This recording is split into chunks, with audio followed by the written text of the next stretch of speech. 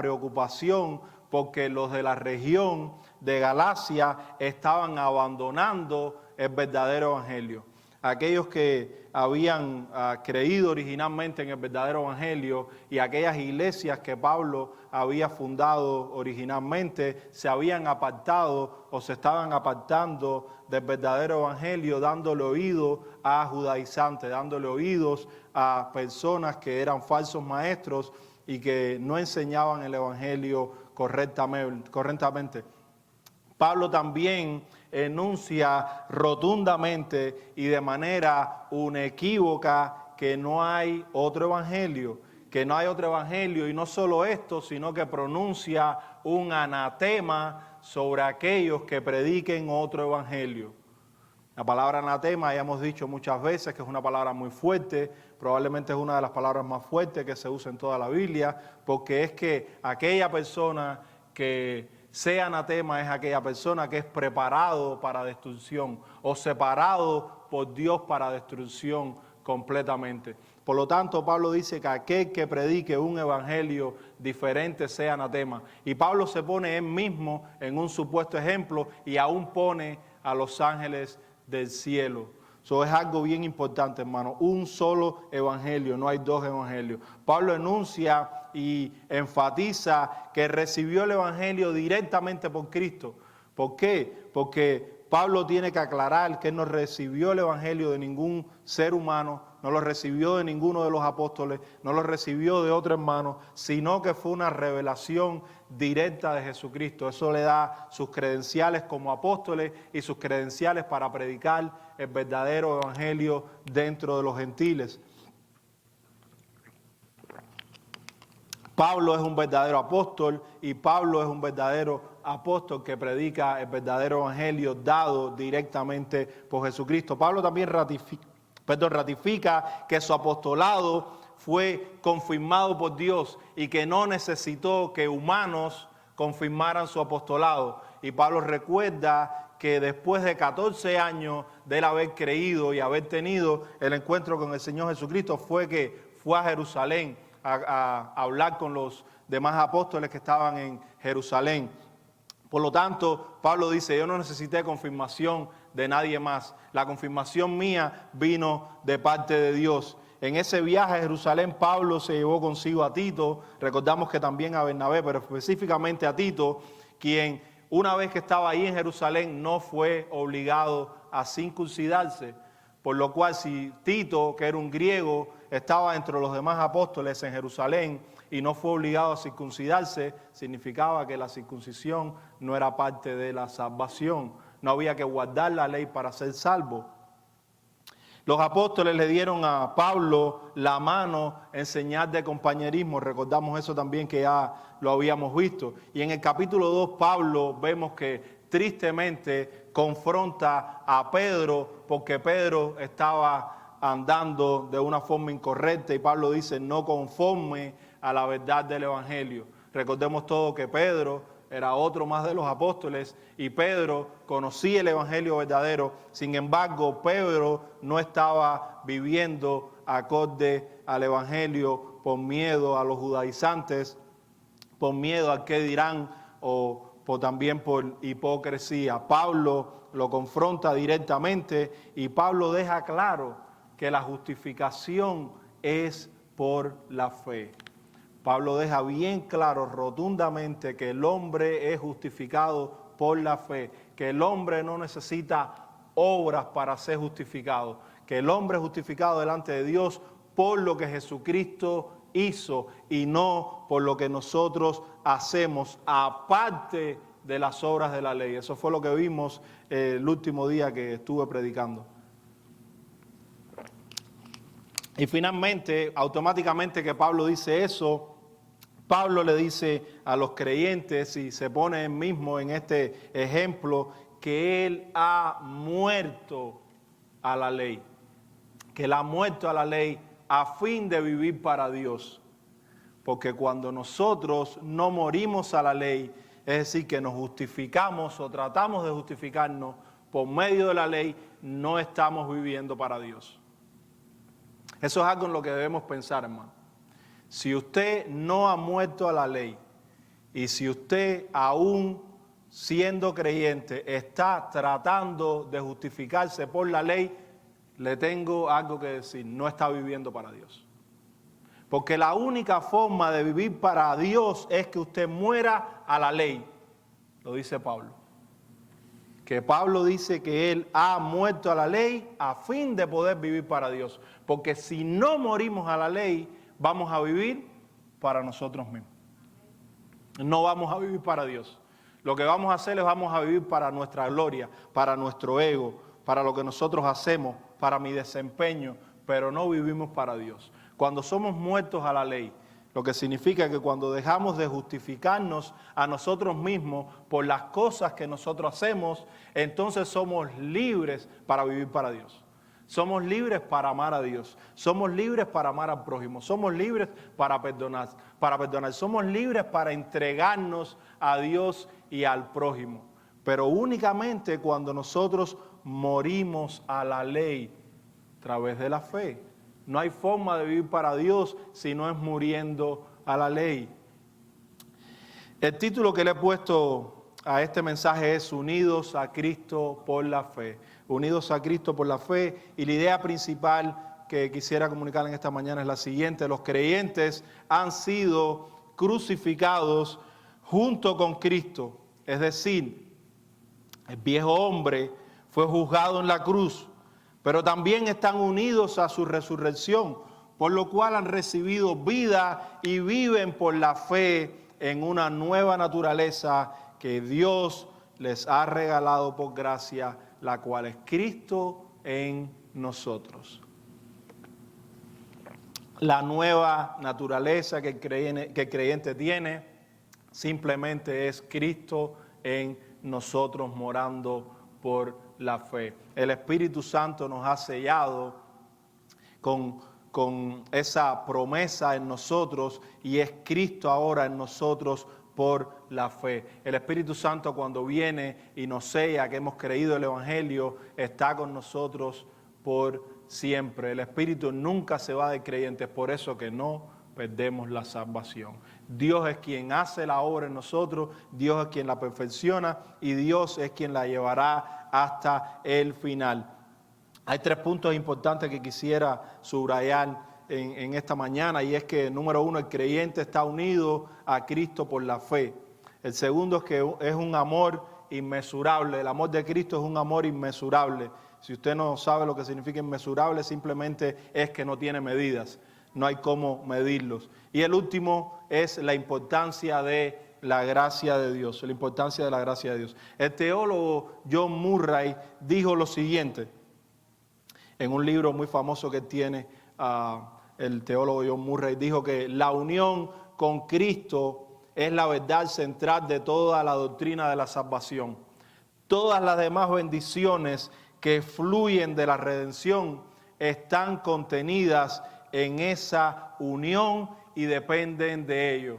Dice John Murray que todo lo que nosotros tenemos en la vida cristiana depende de nuestra unión con Cristo, que cómo es nuestra unión con Cristo. El no creyente no está unido a Cristo, pero el creyente está unido a Cristo por la fe, a su muerte y a su resurrección. Eso es para resumirlo, porque el creyente está unido a Cristo. Es más que eso, pero a forma de resumen, el creyente está unido a Cristo, a su muerte y a su resurrección. Hermanos, siempre aclaramos que hay que recordar el contexto. Cuando usted viene a la palabra de Dios y este texto, específicamente el texto del versículo 20, con Cristo estoy juntamente crucificado, lamentablemente muchas veces es mal usado, es sacado fuera del contexto y lo decimos en cualquier otro contexto y tratamos de usarlo de una manera que no es bíblica o una manera que no es correcta, por lo cual el texto pierde su esencia. ¿Cuál es el contexto que tenemos aquí? ¿Cuál es el contexto inmediato y por qué Pablo dice, con Cristo estoy juntamente crucificado y ya no vivo yo? Capítulo 2 comienza con una reprensión a Pedro, porque Pedro estaba siendo un hipócrita. Pedro, siendo un judío que vivía como gentil, estaba aparentando ser judío otra vez, por miedo a los de la circuncisión. Y Bernabé también fue arrastrado. Pablo lo reprende diciéndole, ese no es el verdadero evangelio. Ese no es el verdadero evangelio. La ley no hace falta para ser salvo. La ley no puede salvar a nadie. Después de eso, ¿qué hace Pablo? Da una disertación de la doctrina de la justificación. Pablo diserta acerca de la doctrina de la justificación y dice que el hombre no es justificado por las obras de la ley, que el hombre es justificado por la fe. Y si nosotros miramos a Pedro, que en su manera de vivir estaba viviendo hipócritamente, y nosotros vemos que Pablo aclara esto con la doctrina de la justificación, y una vez que Pablo hace esto, automáticamente Pablo dice que él ha sido muerto para la ley, a fin de vivir para Dios, dice, con Cristo estoy juntamente crucificado. Pero entonces, ¿qué hacemos? Sacamos el texto de ahí, y lo llevamos y lo movemos por todas partes y lo usamos como queremos usarlo. Pero el texto está ahí, es parte del contexto. Es parte del contexto. El viejo hombre fue crucificado con Cristo, lo que significa que tu viejo yo, en el contexto, el viejo yo de querer justificarse por la ley, de querer traer obras a la salvación, el viejo hombre, el hombre pecador, la antigua naturaleza fue crucificada, fue castigada junto con Cristo en la cruz. Nuestro viejo hombre fue crucificado en la cruz, porque si nuestro viejo hombre no fuese crucificado en la cruz, aún le debemos a Dios.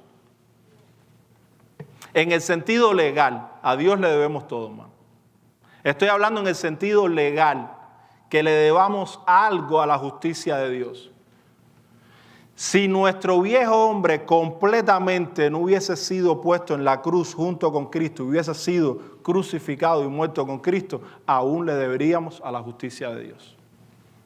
Pero nuestro viejo yo, el que siempre quiere justificarse, el que siempre quiere lucirse, el que siempre tiene ese ego, el que siempre quiere agradar a Dios por las obras, ha sido crucificado con Cristo Jesús. Ha muerto. Ya está muerto. Ahora, eso no significa que el viejo hombre usted no lo arrastra. Vamos a aclarar. Usted arrastra a ese viejo hombre y yo también hacia todos los lugares. Pero está muerto. Recordemos eso, que está muerto. Lo arrastramos, como Pablo también diría, a ese viejo hombre, a ese hombre viejo que apesta, pero esa no es nuestra nueva identidad. Lo llevamos a todos lugares con nosotros y siempre quiere, aunque esté muerto, siempre quiere hablar. Y siempre trata de hablar y muchas veces habla y muchas veces lo escuchamos. Pero esa no es nuestra identidad, esa no es nuestra nueva naturaleza en Cristo Jesús. Pero ese viejo hombre que aún sigue con nosotros, ya está muerto. Lo que nosotros no nos damos cuenta y no lo apagamos y dejamos que continúe hablando y dejamos que continúe diciéndonos, eso no es pecado, está bien, hazlo, no hay problema. Gloria a Dios que tenemos el Espíritu Santo dentro de nosotros. Y esa nueva naturaleza que hay en nosotros siempre está en una constante lucha con la carne. Pero Cristo dice, estoy juntamente crucificado con Cristo. Y lo que vivo ahora, lo que vivo ahora en la carne, lo vivo ahora en la fe del Hijo de Dios que me amó y se entregó a sí mismo por mí. Nosotros los creyentes andamos y vivimos por fe. Porque hemos sido crucificados con Cristo y nuestra vida debería ser. ¿Por qué digo debería? Porque muchas veces luces como no lo es, pero debería ser que nosotros andemos en novedad de vida, que nosotros andemos en este mundo como lo que somos, como creyentes, como que tenemos una nueva naturaleza, como que Cristo mora en nosotros por la fe. Pero muchas veces, si miramos a alguien, juzgamos y decimos, oh, no es creyente, mira cómo está el tono. Él no es creyente por cómo actúa o por cómo no actúa. Nosotros somos creyentes por lo que creemos.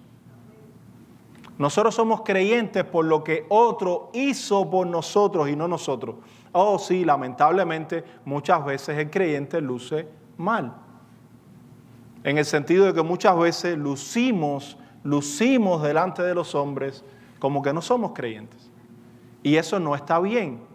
Eso no está bien, vamos a aclararlo, eso no está bien. Pero el creyente sigue pecando. ¿Y qué tiene que hacer el creyente cuando peca? Correr a la cruz. Correr al que lo hizo todo por él. Y recordar que ha sido crucificado con Cristo, que no tiene otro a dónde ir. Ni siquiera lugar, no tiene otra persona a dónde ir. Como diría Pedro. ¿A quién iremos, Señor? ¿A quién iremos? Solo tú tienes vida eterna. Con Cristo estoy juntamente crucificado y ya no vivo yo. Ahora podemos decir nosotros que aún Pablo no tenía pecado. Eso no es lo que está diciendo Pablo. Pablo no está diciendo que ahora él está crucificado con Cristo y que ya él no vive más así en la carne. Pablo lo que está diciendo es que ahora él vive en una nueva naturaleza que pone primero a Cristo y a su obra de redención. Pablo está diciendo que ahora él filtra todas las cosas por la fe en su nueva naturaleza. Pero hermano, Pablo diría que él es el primero de los pecadores. ¿Cómo es que Pablo entonces va a decir que lo que vive ahora en la carne lo vive en la fe del Hijo de Dios? Muchos entonces interpretan mal este pasaje y unos se van al extremo y dicen que ya el cristiano no peca. Porque lo que vive ahora en la carne lo vive en la fe del Hijo de Dios. Y otros entonces se van a otro extremo y entonces ya prácticamente estaría en el cielo. Tenemos que entender que hemos sido crucificados con Cristo. Tiene que ver con que nosotros necesitábamos a un sustituto. Que nosotros necesitábamos una nueva cabeza federal. Que nosotros necesitábamos que nuestro yo muriera. Que nosotros necesitábamos morir a la ley de Dios. Morir bajo la ira de Dios. Y que Cristo tomó nuestro lugar. Si nosotros regresamos al principio para poder entender por qué Pablo dice que hemos sido crucificados con Cristo, si nosotros regresamos, Adán pecó contra Dios y Adán entonces ahora tiene una deuda con Dios y toda la posteridad de Adán, que somos nosotros, tenemos una deuda con Dios. Esa deuda Adán no la pudo pagar y nosotros tampoco la podemos pagar. Necesitábamos a uno que naciera perfecto. La palabra de Dios dice que en pecado nosotros hemos sido concebidos. Nosotros nacemos siendo ya pecadores. Porque el primer hombre es pecador. Si nosotros venimos a este mundo siendo pecadores, necesitamos a un sustituto que venga a este mundo y no sea pecador. Piensen, hermano. Necesitamos a uno que venga y no sea pecador. Cuando Cristo se encarnó, no hay pecado en él. Fue engendrado por el Espíritu Santo. Pero nosotros también tenemos, como seres humanos, delante de Dios tenemos que obedecer a Dios perfectamente. Porque Dios así lo ha establecido, porque es la demanda de Dios. Pero hermanos, porque es bueno. Obedecer a Dios es bueno, es lo mejor. Guardar la ley de Dios, excelente, eso es lo mejor. Pero no podemos hacerlo, no de la forma que Dios demanda. Entonces necesitamos a un sustituto que venga en nuestro lugar y haga aquello que nosotros no podemos hacer. Cristo lo hizo perfectamente en su vida. ¿Y ahora qué? Necesitamos entonces que alguien pague el castigo que Adán merece y que yo y usted también merecemos. ¿Sí o no? ¿Quién es ese?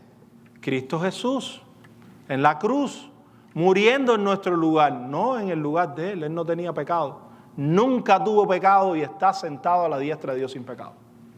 Pero murió siendo tratado como el más vil de los pecadores, porque cuando Él estaba muriendo allí, todos nuestros pecados fueron puestos sobre Él. Y Pablo dice, con Cristo estoy juntamente crucificado. Cuando Cristo fue crucificado, nosotros fuimos crucificados en Él por la fe. Y cuando fue sepultado, nosotros también fuimos sepultados. Pero cuando resucitó, ¿qué es lo que sigue? También fuimos resucitados con Él a nueva vida. Pero cuando ascendió a los cielos, también fuimos ascendidos a los cielos con Él. Y cuando se sentó a la diestra de Dios, les tengo noticia, también nosotros nos sentamos, dice Pablo en Efesios, que estamos sentados en los lugares celestiales en Cristo Jesús y con Cristo Jesús. Toda la vida y la obra de Cristo de redención es aplicada a nosotros, desde principio hasta fin. Todo lo que nosotros necesitábamos, que no podemos hacer, Cristo lo hizo en nuestro lugar. Él es nuestra nueva identidad. Tenemos una nueva identidad que es Cristo Jesús en nosotros por la fe. Eso es lo que Pablo se refiere. Con Cristo yo estoy juntamente crucificado. Ya no vivo yo, mas vive Cristo en mí. Y de esa manera entonces se voltea, como decirle a Pedro, ya no tenemos que vivir así. Ya no tenemos que vivir aparentando ser un judío étnico cuando tú vives como gentil, pero estás aparentando. Ya no tenemos que vivir así. Hermano, ya usted no tiene que vivir así. Con Cristo hemos sido juntamente crucificados. Nuestro viejo hombre murió y fue castigado en la cruz, y ese hombre no le debe más nada a Dios, legalmente. No tenemos más deuda a la justicia de Dios. No tenemos tiempo para explicar toda esta doctrina, hermano. No tenemos tiempo para explicar la doctrina de la unión con Cristo. Pero a grosso modo ya lo hemos visto. Estamos unidos a Cristo, a su muerte y a su resurrección. Todo lo que es de Cristo es nuestro. Cuando digo todo, es todo. Su encarnación es nuestra, su vida es nuestra, su muerte es nuestra, su sepultura es nuestra. Su resurrección es nuestra, su ascensión es nuestra, su sentarse a la diestra de Dios es nuestra. Estamos unidos a Él completamente y eternamente. Por eso Pablo también dijera que estamos completos en Él. Estamos completos en Él, no nos falta nada. Pero Pablo sigue diciendo, el cual me amó y entregó su vida por mí. Cual me amó y entregó su vida por mí. Antes de entrar en el segundo punto, vamos a leer Romanos capítulo 6, un momentico. Si usted quiere leerlo conmigo, vaya a Romanos capítulo 6, los versículos 5 al 7. Pablo escribió ahí lo siguiente, comenzando en el 5. Porque si fuimos plantados juntamente con Él en la semejanza de su muerte, así también lo seremos en la de la resurrección, sabiendo esto, que nuestro viejo hombre fue crucificado juntamente con Él. Es lo mismo, Pablo está diciendo lo mismo aquí en Romanos que lo mismo que le dijo a los de Galacia. Porque el cuerpo, para que el cuerpo del pecado sea destruido, a fin de que no sirvamos más al pecado, a fin de que no sirvamos más a nuestra vieja naturaleza, sino que sirvamos bajo la nueva naturaleza, bajo el Espíritu, por la fe en Cristo Jesús. Porque, escuchen esto, hermano, porque el que ha muerto, eso somos nosotros, hemos muerto. En Cristo Jesús hemos muerto en su cruz, porque el que ha muerto ha sido justificado del pecado. ¿Cómo? Sí, el que ha muerto en Cristo Jesús ya ha sido justificado del pecado. El pecado ya no tiene más poder sobre él.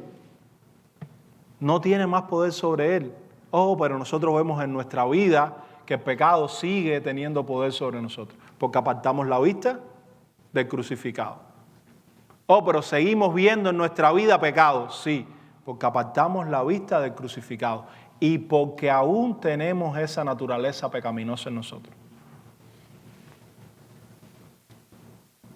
¿Usted quiere no pecar? No aparte la vista del crucificado. No aparte la vista de la cruz. Cada vez que movemos nuestra mirada de la cruz, pecamos. Lamentablemente, esta es la realidad, que eso va a seguir pasando en nuestras vidas. No lo queremos, el creyente no lo quiere, ¿verdad? El creyente no quiere pecar nunca más. Yo no quiero pecar, hermano. Yo no quisiera pecar nunca más en mi vida. Pero tengo que venir a la triste realidad para mí de que eso va a seguir ocurriendo. Pero cuando siga ocurriendo, ¿qué es lo que voy a hacer?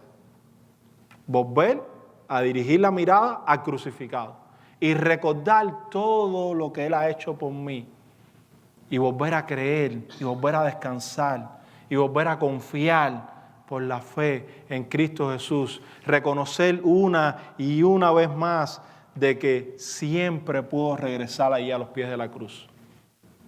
Ahora, hermano, no buscando ocasión para pecar ni abusando de la gracia de Dios. El verdadero creyente se siente mal cuando peca. El verdadero creyente no quiere pecar. El verdadero creyente quiere obedecer a Dios. El verdadero creyente quiere hacer todo lo que a Dios le agrada. Pero el verdadero creyente también sabe que eso es una imposibilidad. Y por eso es que está ahí la cruz. Para que corramos a la cruz una y otra vez más. Ese es nuestro refugio. Eso es nuestra torre fuerte. Ahí es donde nos escondemos. Ahí es donde estamos amparados. Ahí es donde nada ni nadie nos puede tocar. Porque el que ha muerto ha sido justificado del pecado. Delante de Dios ya no tenemos pecados. Eso es lo que significa. Usted ha sido justificado del pecado. El pecado ya no le puede condenar delante de Dios. No puede. Dios ya lo ha justificado del pecado.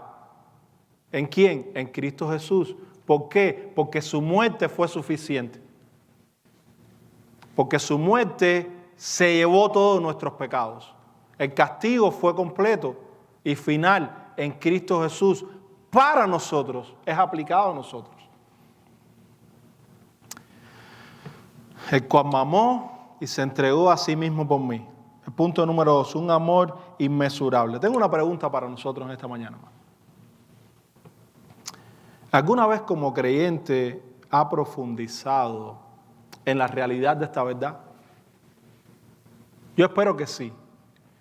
Que hayamos profundizado y ojalá que lo hagamos diariamente. En la verdad de que Cristo nos amó y dio su vida por nosotros.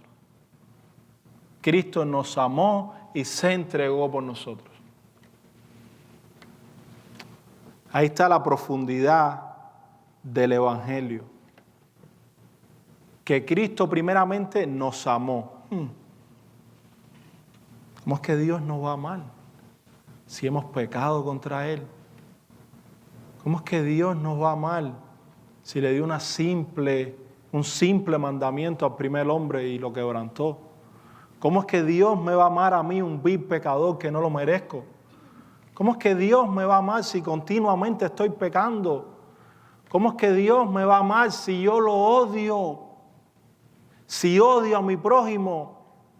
¿Cómo es que Dios me va a amar si mi lengua lo único que habla es maldad? ¿Cómo es que Dios me puede amar así? Gracia. Eso se le llama gracia. Profundicemos en que Dios nos amó y miremos a nuestra condición delante de Dios. Cuando nosotros miremos nuestra condición delante de Dios, no, hermano, no bien vestidos en la iglesia el domingo. Como somos de verdad, donde nadie nos puede ver, donde solo Dios escudriña nuestros corazones. ¿Cómo es que Dios nos puede amar así? No nos engañemos a nosotros mismos. Eso es gracia.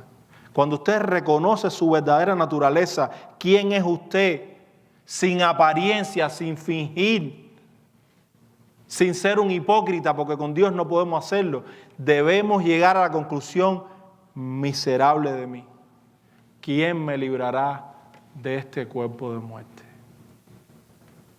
Y vemos que entonces Cristo es quien nos libera de ese cuerpo de muerte. Vemos entonces que Cristo es quien nos amó. Y no solo nos amó, sino que nos amó hasta lo sumo. ¿Y qué cosa es hasta lo sumo? Que Dios entregó su vida por nosotros. Hombre santo por pecadores. Santo por pecadores. No había otra forma, hermano. Padre, si fuera tu voluntad, pasa de mí esta copa. Pero hágase tu voluntad y no la mía. El hombre pecó contra Dios. El hombre tenía que recibir un castigo de parte de Dios. No un castiguito, hermano. Un castigo de parte de Dios. Y le tomó a Dios la vida de su Hijo. Nos amó, como diría el autor de Hebreos, nos amó de una forma entrañable, nos amó de una forma que no podemos comprender, que no podemos medir, es inmesurable, no tiene medidas, no tenemos nosotros humanamente cómo medir de la forma en que Dios nos ha amado. Sí sabemos y conocemos que sí fue que entregó a su Hijo por nosotros y murió por nosotros. Su Hijo fue castigado en nuestro lugar. La ira que nosotros merecíamos cayó sobre Él. Cristo nos amó y entregó su vida por nosotros.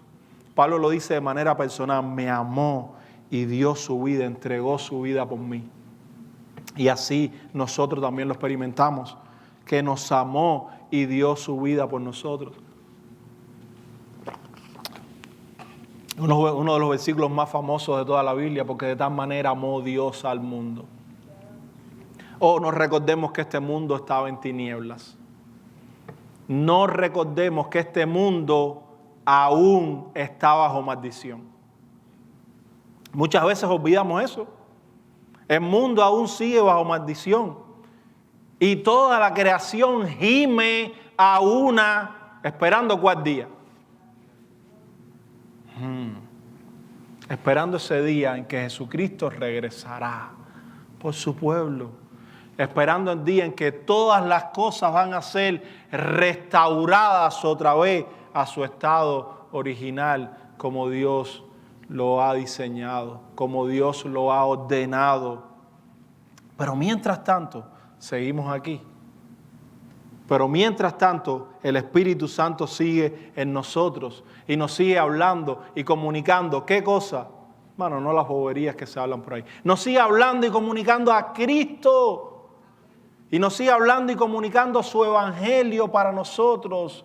Su vida perfecta para nosotros, su muerte perfecta, su resurrección. Nos sigue comunicando a Cristo. Esa es la función primaria del Espíritu Santo. No para que hagamos murumacas y hagamos esto, lo otro, que estemos inventando. La función primaria del Espíritu Santo es comunicarnos a Cristo y a su obra de redención y recordárnoslos hoy, mañana y siempre. Esa es la función principal del Espíritu Santo en nuestras vidas. Hablarnos de Jesús, comunicárnoslos a Él. Él dará testimonio de mí.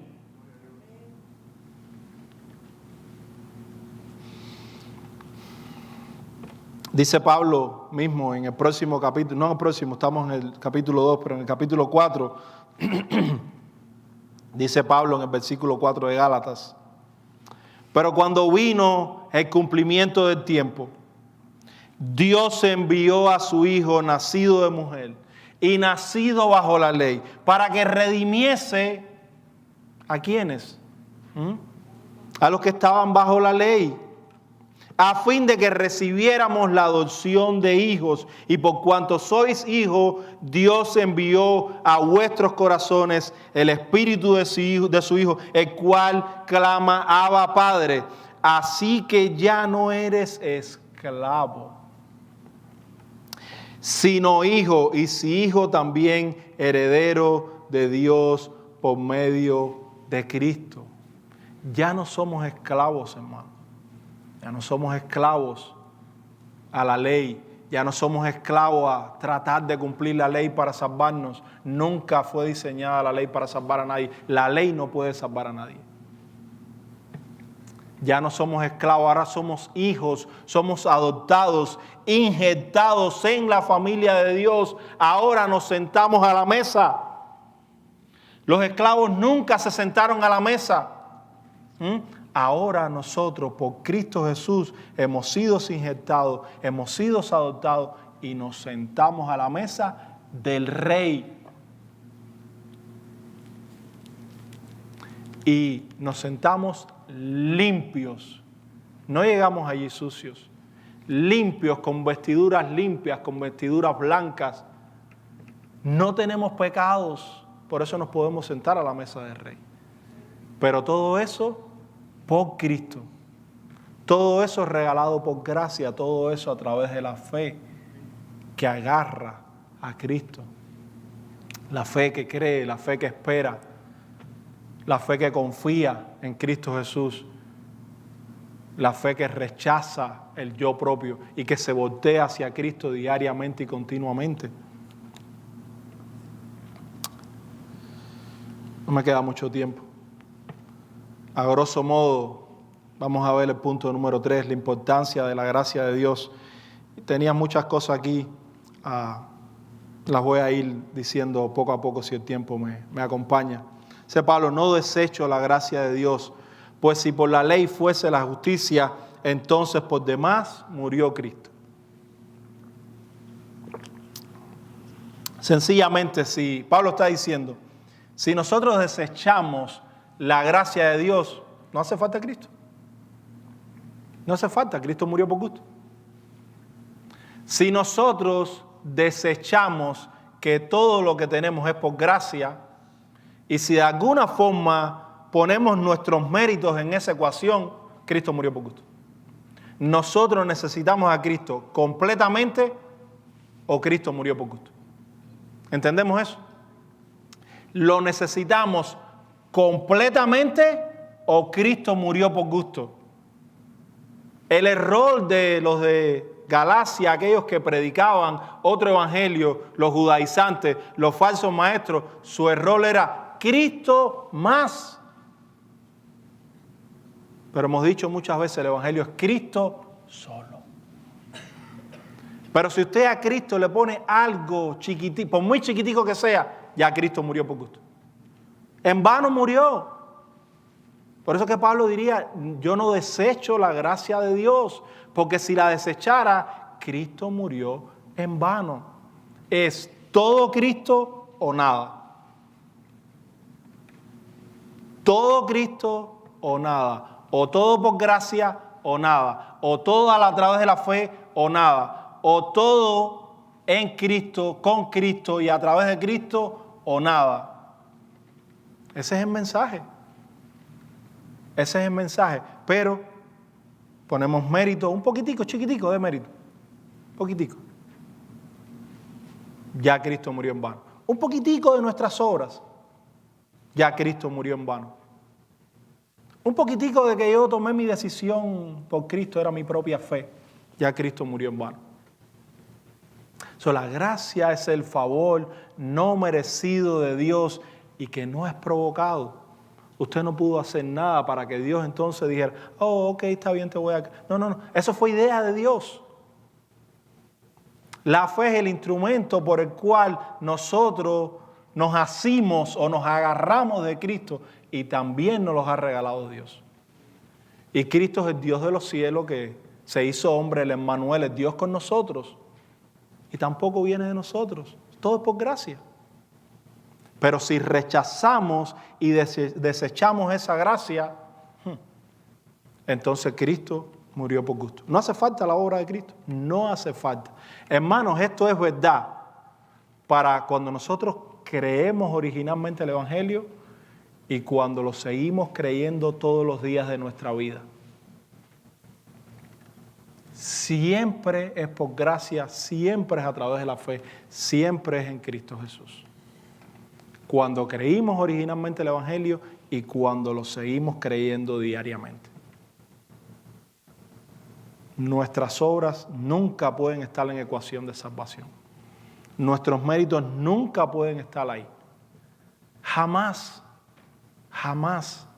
Porque entonces Cristo murió en vano.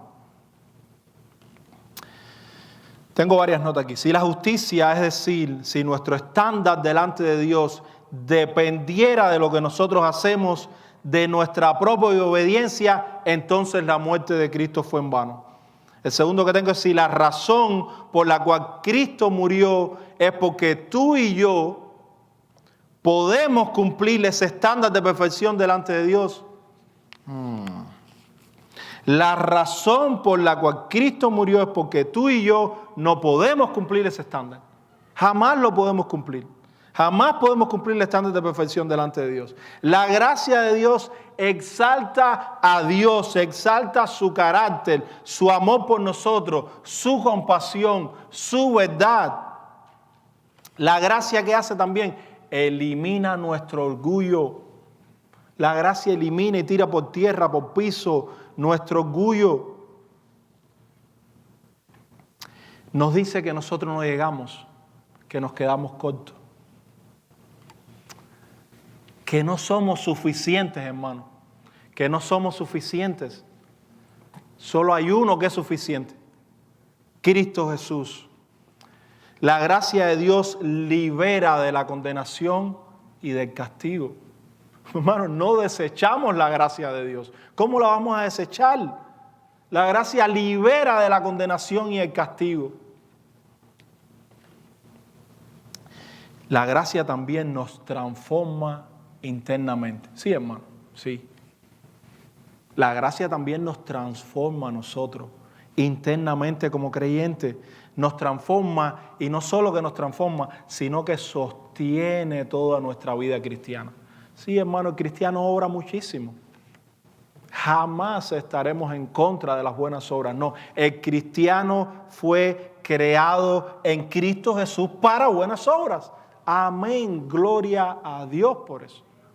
Pero eso no nos justifica delante de Dios, no confundamos las cosas. El cristiano obedece a Dios. El cristiano ama a Dios. El cristiano ama a su prójimo. Pero nada de eso nos justifica delante de Dios. Hermano, amar a Dios no te justifica delante de Dios. No. Creer en Dios te justifica delante de Dios. ¿Ve? No es lo mismo. No es lo mismo. La gracia nos motiva a una obediencia agradecida, reconociendo que obedecemos a Dios porque Él es bueno, porque es puro, porque es santo. Y porque obedecer a Dios también lo es, y no porque lo hacemos para ganar algo de Dios, sino porque ya Dios nos lo ha regalado todo en Cristo Jesús. Esa es la motivación correcta. La gracia no solo garantiza nuestra perseverancia, sino que también garantiza y es el fundamento de toda nuestra esperanza futura. La gracia es ese fundamento de la esperanza futura que tenemos, que un día Cristo regresará por su pueblo.